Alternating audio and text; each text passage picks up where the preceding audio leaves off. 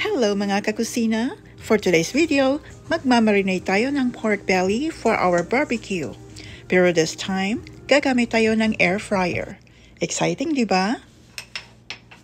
Ito naman ang mga spices na gagamitin natin para sa ating pork belly. Gagamit tayo ng soy sauce, ketchup, oyster sauce, lemon, minced garlic. Then i-mix natin para mag-blend ng sarap.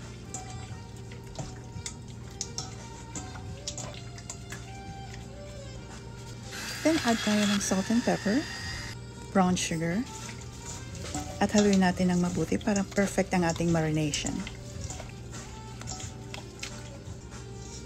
Cover it with plastic wrap at ilagay sa refrigerator for at least 1 hour. Mas matagal, mas masarap. Kung overnight, mas lalong malasa.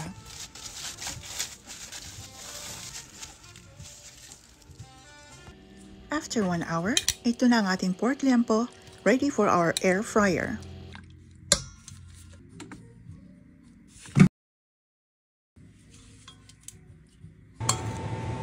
Ilagay na natin sa loob ng air fryer ang ating pork liempo at hayaan na lang natin itong maluto for about 20 minutes or so.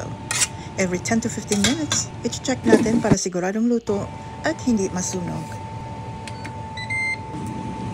I-check natin ulit ang ating pork liempo para siguradong luto at hindi masunog.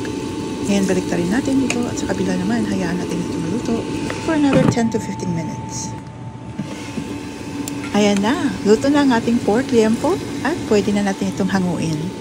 Pagkatapos natin magluto ng liempo, magluluto naman tayo ng java rice. Perfect ito para i-pair sa ating pork liempo.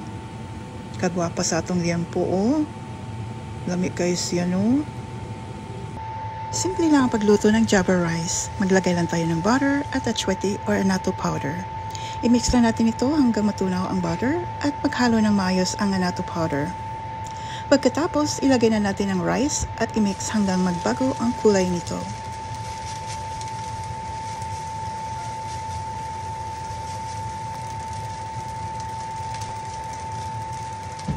Hala, kagwapa na sa itong java rice. Ayan na mga kakusina, ito na ang ating pork liempo na may kasamang java rice at atsara. Perfect sa handa para sa kainan. Tara, kain tayo!